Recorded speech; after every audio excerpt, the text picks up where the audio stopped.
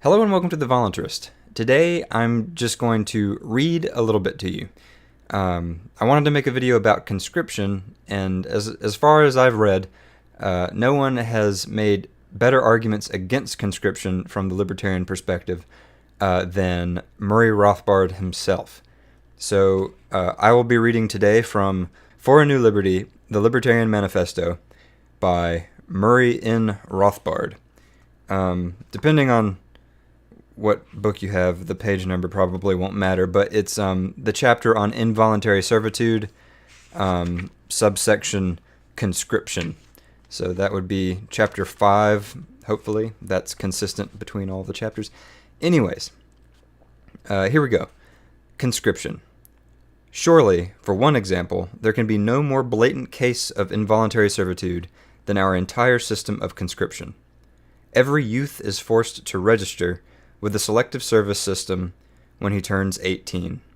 He is compelled to carry his draft card at all times, and at whatever time the federal government deems fit, he is seized by the authorities and inducted into the armed forces. There his body and will are no longer his own. He is subject to the dictates of the government, and he can be forced to kill and to place his own life in jeopardy if the authorities so decree. What else is involuntary servitude if not the draft? The utilitarian aspect permeates the argument for the conscription system. Thus, the government uses the argument, who will defend us against foreign attack if we do not employ coercion and conscript our defenders?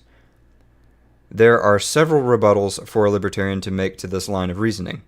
In the first place, if you and I and our next-door neighbor think that we need defending, we have no moral right to use coercion, the bayonet or the revolver, to force someone else to defend us. This act of conscripting is just as much a deed of unjustifiable aggression, of kidnapping and possibly murder, as the alleged aggression we are trying to guard ourselves against in the first place. If we add to that the draftees owe their bodies and their lives, if necessary, to society or to their country, then we must retort, who is this society or this country that is being used as a talisman to justify enslavement? It is simply all individuals in the territorial area except the youths being conscripted. Society and country are in this case mythical abstractions that are being used to cloak the naked use of coercion to promote the interests of specific individuals. Secondly, to move to the utilitarian plane, why is it considered necessary to conscript defenders? No one is conscripted on the free market, yet on the market people obtain, through voluntary purchase and sale, every conceivable manner of goods and services, even the most necessary ones. On the market, people can and do obtain food, shelter, clothing, medical care, etc. Why can't they hire defenders as well? Indeed, there are plenty of people being hired every day to perform dangerous services. Forest firefighters, rangers, test pilots, and police and private guards and watchmen. Why can't soldiers be hired in the same way? Or to put it another way, the government employs countless thousands of people for all sorts of services, from truck drivers to scientists to typists. How is it that none of these people have to be conscripted? Why is there no shortage of these occupations to supposedly force the government to resort to compulsion to obtain them? To go a step further, even within the army there is no shortage of officers and no need to draft them.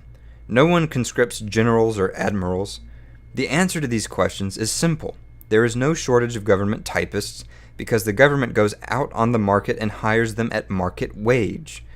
There is no shortage of generals because they are paid handsomely in salaries, perquisites, and pensions. There is a shortage of buck privates because their pay is, or was until very recently, in the 1970s, abysmally below the market wage. For years, even including the monetary value of the free food, shelter, and other services supplied the GIs, the earnings of the buck privates were something like one-half the salary he could have earned in civilian life. Is it any wonder that there has been a chronic shortage of enlistees? For years, it has been known that the way to induce people to volunteer for hazardous jobs is to pay them extra as a compensation. But the government has been paying the men half of what they could earn in private life. There is also the special disgrace of the doctor's draft, in which physicians are subject to the draft at ages far beyond anyone else.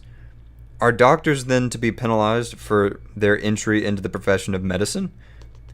What is the moral justification for onerous burdens placed on this particular and vitally important profession? Is this the way to cure the shortage of doctors? To put every man on notice that if he becomes a physician, he will be sure to be drafted, and at a specially late age? Once again, the armed forces' need for doctors could easily be satisfied if the government were willing to pay physicians the market salary plus enough to compensate them for the hazardous labor. If the government wishes to hire nuclear physicists or think tank strategists, it finds ways of doing so at extremely handsome salaries. Are doctors lower forms of humanity? Next section, the Army. While conscription into the armed forces is a blatant and aggravated form of involuntary servitude, there is another, far more subtle and therefore less detectable form: the structure of the army itself. Consider this. In what other occupation in the country are there severe penalties, including prison and in some cases execution, for desertion, i.e., for quitting the particular employment? If someone quits General Motors, is he shot at sunrise? It might be objected that in the case of enlistees, the soldier or officer has voluntarily agreed to serve for a certain term, and he is therefore obligated to continue in service for that term of years. But the whole concept of term of service is part of the problem. Suppose, for example, that an engineer signs a contract with Aramco to serve for 3 years in Saudi Arabia. After a few months, he decides that the life is not for him and he quits. This may well be a moral default on his part, a breach of moral obligation. But is it a legally enforceable obligation? In short, can he or should he be forced by the monopoly of weaponry of government to keep working for the remainder of his term? If so, that would be forced labor and enslavement. For while it is true that he made a promise of future work, his body continues, in a free society, to be owned by himself alone. In practice, and in the libertarian theory as well then, the engineer might be morally criticized for the breach, he may be blacklisted by other oil firms, he may be forced to return any advance pay tendered to him by the company, but he will not be enslaved to Aramco for the 3-year period.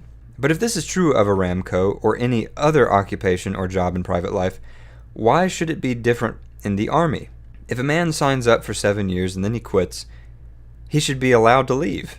He will lose pension rights, he will be morally criticized, he may be blacklisted from similar occupations, but he cannot, as a self-owner, be enslaved against his will.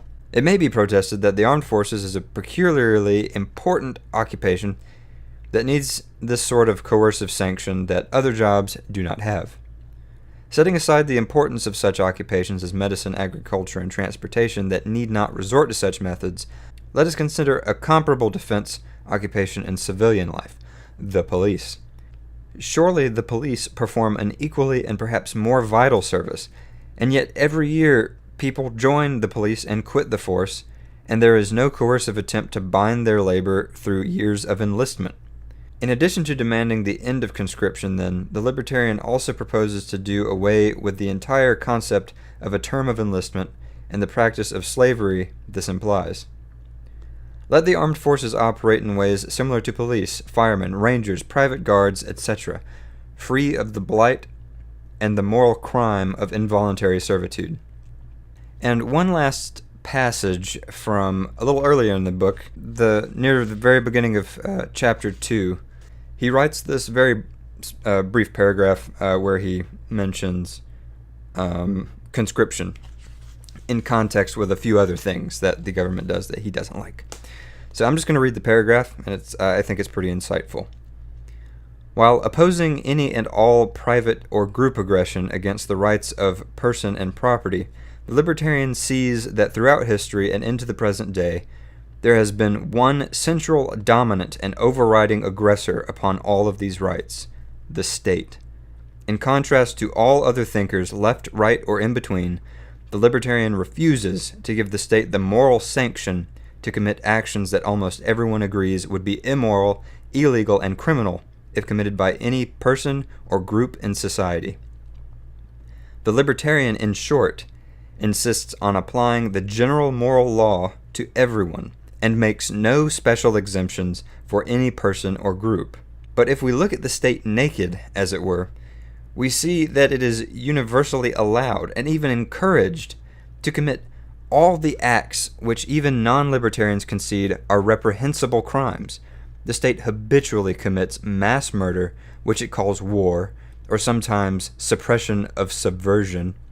The state engages in enslavement into its military forces, which it calls conscription, and it lives and has its being in the practice of forcible theft, which it calls taxation. The libertarian insists that whether or not such practices are supported by the majority of the population is not germane in their nature, that regardless of popular sanction, war is mass murder, conscription is slavery, and taxation is robbery. The libertarian, in short, is almost completely the child in the fable, pointing out incessantly that the emperor has no clothes. Alright, thank you so much for watching this video. I hope you liked it and found it to be insightful. If you haven't heard of Murray Rothbard, he is one of the great libertarian thinkers of the 20th century, and definitely worth reading. Many would say he is the father of modern-day libertarianism, and definitely should be on your bookshelf if you're a voluntarist like me. So thank you so much once again for watching, and I'll see you in the next one.